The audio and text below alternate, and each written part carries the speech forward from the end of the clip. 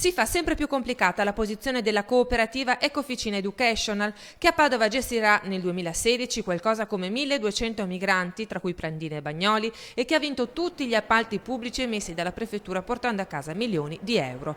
Dopo l'inchiesta per truffa e maltrattamenti sulla quale indaga la procura di Rovigo per i fatti relativi a Montagnana, oggi i carabinieri sono tornati a perquisire la sede della Coop in via Roma a Battaglia e le abitazioni di Simone Borile, che nel 2014 era capo di Ecofficina Servizi, e l'amministratore delegato Gaetano Battocchio. Il sospetto è che i due abbiano manomesso un documento determinante per l'aggiudicazione del bando SPRAR di 2 Carrare, il quale richiedeva almeno 2 anni di esperienza continuativa nella gestione degli stranieri. Ma Ecofficina non aveva ancora maturato quei 2 anni perché alla data di gennaio 2014 non gestiva ancora gli stranieri i quali arrivano nelle loro strutture a maggio.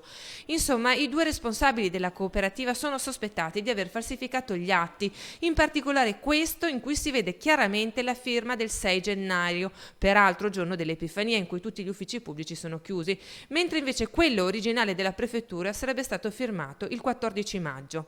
Per questo i carabinieri hanno acquisito oggi nuove carte e sono tornati anche negli uffici del sindaco di 2 Carrare per avere la documentazione relativa all'intero bando e hanno fatto anche una lunga chiacchierata con il sindaco. La procura ha aperto un fascicolo. Ora per Ecofficina i guai continuano, la patata bollente sta anche nelle mani della prefettura.